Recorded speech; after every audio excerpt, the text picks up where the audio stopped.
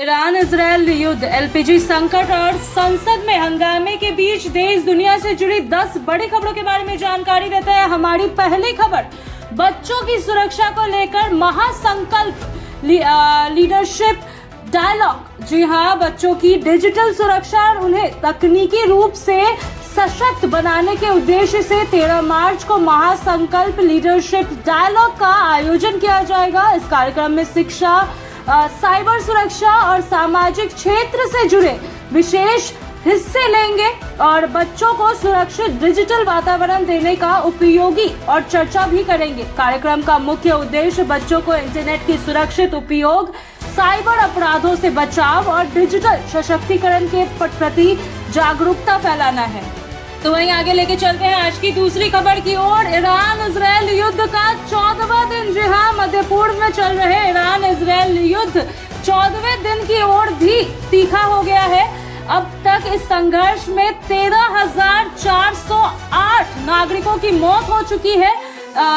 Lebanon के उग्रवादी संगठन हिजबुल्लाह ने इजराइल पर 150 मिसाइलें दागी, जिससे 24 घंटे में 170 से अधिक लोग घायल हो गए। रिपोर्ट्स के अनुसार ईरान के हमले का खतरा अब अमेरिकी ठिकानों तक भी पहुंच चुका है, जिससे पूरे क्षेत्र में अस्थिरता बढ़ चुकी है।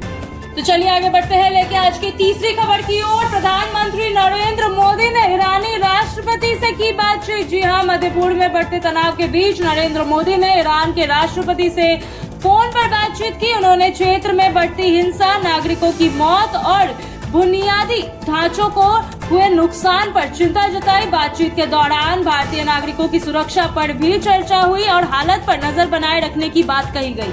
तो चलिए आज की रुक करते हैं आज के चौथे खबर की ओर। देश में एलपीजी सिलेंडर की ब्लैक मार्केटिंग। ईरान इजरायल युद्ध के असर में भारत में कई जगह एलपीजी गैस सिलेंडर की किल्लत देखने को मिल रही है। कई शहरों में 900 का सिलेंडर 1800 तक और कमर्शियल सिलेंडर 4000 तक पर बेचा जाने की शिकायतें दर्ज की गई है।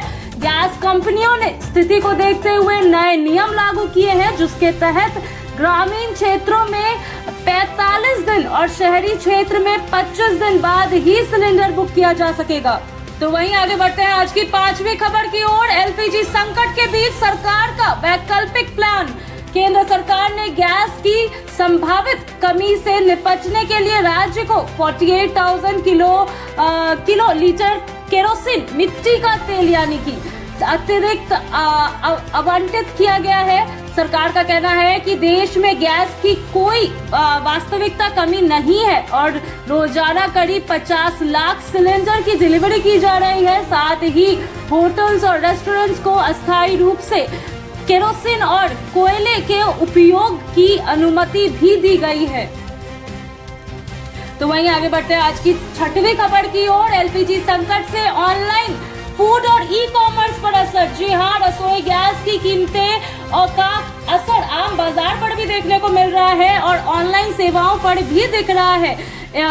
इंडक्शन कुकर और इलेक्ट्रॉनिक स्टोव्स की मांग अचानक बढ़ चुकी है और कई ई कॉमर्स वेबसाइट पर ये उत्पादक आउट ऑफ स्टॉक हो जा रहे हैं। तो वहीं स्विगी और जोमेटो पर ऑर्डर अब कम हो गए हैं, क्योंकि कई रेस्टोरेंट्स गैस की कमी के कारण सीमित ऑर्डर्स ही ले पा रहे हैं। आज की 7वीं खबर की ओर रुख करते हैं। संसद में एलपीजी संकट पर विपक्ष का हंगामा। देश में गैस संकट को लेकर संसद में भी राजनीतिक विवाद तेज हो चुका है। लोकसभा में विपक्ष संसद ने सरकार के खिलाफ नारेबाजी की और कहा कि देश में सिलेंडर संकट गहरा चुका है। इस दौरान राहुल गांधी ने सरकार पर निशाना साधा, जबकि पेट्रोलियम मंत्री हरदीप सिंह पुरी ने कहा कि देश में एलपीजी की कोई कमी नहीं है और विपक्ष सिर्फ राजनीतिक आरोप लगा रहे हैं। चलिए आगे रुक करते हैं आज की 8वीं खबर की ओर। ट्रंप के पास युद्ध खत्म करने की स्पष्ट योजना नहीं है। जी हाँ, रिपोर्ट्स के मुताबिक अमेरिका के राष्ट्रपति डोनाल्ड ट्रंप के पास अभी इस युद्ध को खत्म करने की स्पष्ट रणनीति नहीं है। विश्लेषकों का कहना है कि अमेरिका ने ईरान की सैन्य क्षमता और क्षेत्रीय समर्थन का सही अनुमान नहीं लगाया है, जिसके कारण संघर्ष लंबा खिंच सकता है। लेके चलते हैं आज की 9वीं खबर की ओर आपको। ईरान के नए सुप्रीम लीडर मुज्तबा खामेनाई का बयान। जी हाँ, पहली बार खामेनाई का बयान आया है। ईरान के नए सर्वोच्च नेता मुज्तबा खामेनाई ने राष्ट्र के नाम अपने पहला संदेश में कहा कि शहीदों का बलिदान व्यर्थ नहीं जाएगा और ईरान इसका बदला लेगा। उन्होंने यह भी कहा कि हुर्मुज बंद रखा जाएगा और क्षेत्र में अमेरिकी ठिकानों के खिलाफ हमला जारी रह सकता है। तो वहीं आज की आखिरी और 10वीं खबर की ओर रुख करते हैं। मिसाइलों से बचकर मुंबई पहुंचा तेल का जहाज। ये बहुत बड़ी खबर है। भारत के लिए मध्य पूर्व में बढ़ते खतरे के बावजूद सऊदी अरब से कच्चे तेल लेकर एक टैंकर सुरक्षित रूप से मुंबई पहुंच गया है। लाइब्रोराई ध्वजा वहां यह जहाज करीब 1.35 लाख मीट्रिक टन कच्चा तेल लेकर आया। जहाज के भारतीय कप्तान की सूझबूझ से यह टैंकर स्ट्रेट ऑफ हुर्मुज से सुरक्षित गुजर पाया है, जिससे भारत की ऊर्जा आपूर्ति को बड़ी राहत मिली है।